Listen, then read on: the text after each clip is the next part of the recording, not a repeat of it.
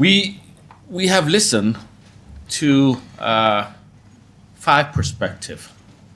The first one was from Professor Narut, talking from the perspective of Thailand. How do we push forward this idea, this concept of Thai centrality, which seems, when I listen to it from his comment, that for political science people, international relation people, what we are trying to do as a team is a bit of a heresy for them. But hey, that's okay, different paradigm. So I don't have any issue with that. And sometimes it's interesting to look at it from different ways of thinking. Then we've heard from Sunny. I think very interesting, very, I think, advanced, and really looking at the role of Thailand, that hey, let the Chinese entrepreneur do all the startup proof of concept and then come and do the scale up here in Thailand, and then from Thailand expand further within ASEAN. So really close collaboration, and it is true that there is a lot. It's a very GBA is a very exciting place, very happening place, and from I think from a Thai perspective, when we look at GBAs, where can we fit in, and if there's some clear idea like this is something that needs to be further discussed. Then what Shrabani was sharing, and I think this is a part that I like, is India is also having this look west policy, Thailand is having this look east policy, but it seems like we're looking at different levels. So we don't see each other. We're looking at each other without seeing at each other. So that's very fascinating also. And yes, a lot more things are needed to operationalize. Maybe we need to have new glasses for both India and Thailand so that we can see each other. Then we had the case of Japan. And I have to thank Suknilan, because I've worked with IDE Jetro, I've worked with Area for quite a long time. We've worked on a number of projects together, but this is really like the first time listening from a Japanese perspective on how the Japanese are looking at Thailand. The only thing I knew was that for a lot of the Japanese colleagues that I have that are working in Southeast Asia, when they want to eat good Japanese food without going back to Japan, is to come to Bangkok and eat good. And there's even Japanese food in Bangkok that is not even allowed in Japan anymore. If I'm not mistaken, some liver, some raw stuff that you cannot find in Japan, but hey, you come to Thailand, you can get it. And from what Paul has presented, I really like the part that it's a very concrete example. I don't know if the representative from EEC are still there, and I think you should be happy to hear.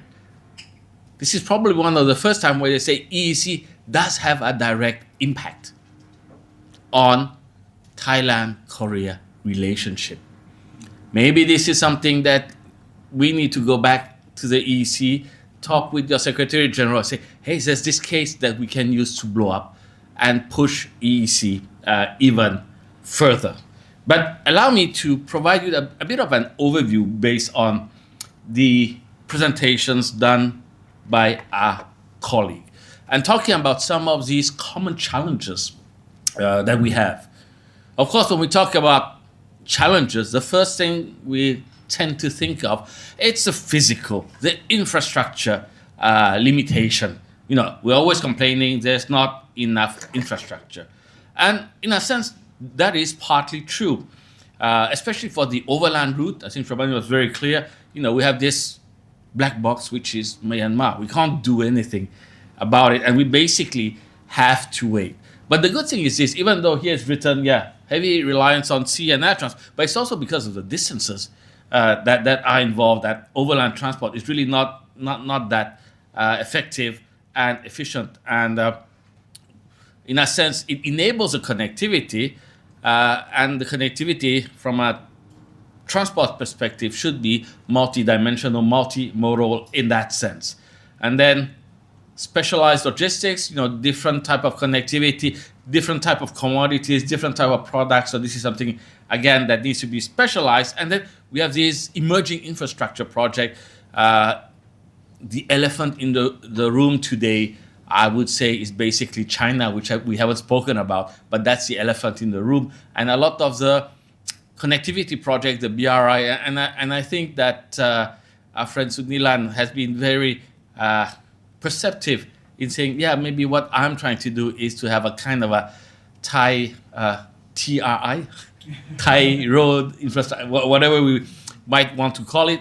Of course, not on the same scale as China, but at least something that serves our strategic purposes. From a regulatory and policy perspective, so a lot of things that we cannot control, especially border tension. If you look, yes, you have with Myanmar, and now at the moment we have with Cambodia. Okay, we still have investment barriers, but the example of the EEC is a good example that under that we don't fall under the 49%, but it is true that we have a lot of issues with intellectual property because it's not really aligned, it's not really standardized, and this is something that we must work on because that will impact digital cooperation. And the regulatory environment in our country, can we say it's uncertain? No, the thing is this. The regulatory environment is not uncertain, it's that the world is moving a lot faster than the regulatory environment we have in the country. So in fact, not ready. More than uncertain is that, we don't know. If we don't know, what do? We won't allow it, right? So this is a way how I look at it, and we may say it's uncertain, but I say businesses tend to go a lot faster. Laws are always trying to catch up with the various entrepreneurs.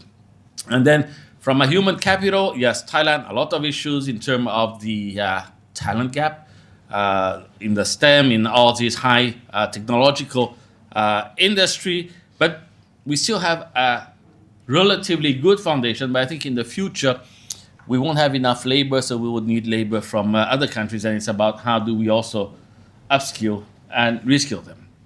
Some of the specific challenges that has been highlighted by our colleagues here, India, the IMT Trilateral Highway, Northeastern Corridor, competition with the China Belt and Road. Maybe it would be interesting if all the country decided to have their own small Belt and Road. That would be interesting to see. GBA, a lot of innovation, but yeah, from a Thai perspective, competition, yes, Vietnam, Malaysia, long relationship with Hong Kong, but because it's so advanced in the GBA, these cross-border data flow, pharmaceutical trial rules, they need to be discussion to enable consistency and then the intellectual property. With Japan, ODA, export leadership decline, I think that's very clear. In one sense, maybe it's because we have graduated as a country. And even if we talk about China plus one, it's not Thailand, it's going to be Vietnam. So what are we going to do? And there's a lot of reforms that are needed to maintain a competitive edge. And with South Korea, some misalignment in terms of the broader regional agreements. We would need to focus on a bilateral basis so that we can really work on really enhancing that connectivity. And when we have a bilateral agreement, then we can focus on these different type of products, going to more details for that. And yes, less investor friendly. In a sense, I think the challenge from a Thai perspective is, do we want to do a one-size-fits-all from an investment foreign FDI, or do we want to have tailor-made depending on the requirement? Because every country that comes, every industry that comes, the requirements are not the same. But in the past, in Thailand, especially if you look at the BOI incentive, it has been a one-size-fits-all. And this is why EEC is important, because EEC can give you the tailor-made.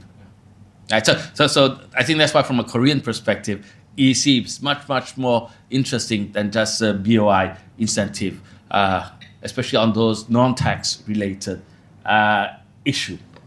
So connectivity approaches, India, highway completion, industrial complementarity, people-to-people diplomacy, and I like the Buddhism tourism very much. Green and digital collaboration.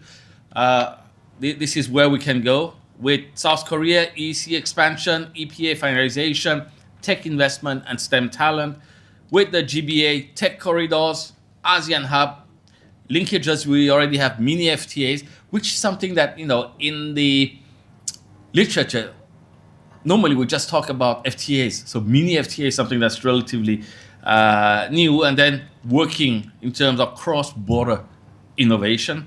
And then with Japan, revitalize Thailand as a production base, expand academic and technical exchanges, position Thailand as a hub, and then find synergies beyond BI. So basically having Thai Belt and Road, but whatever we might want to call it, in the future. So this has been our summary of the presentations of our colleague, right? So that everyone can see the big picture. And with this, let's continue with the last small presentation before we can do the ceremony and give them the gift.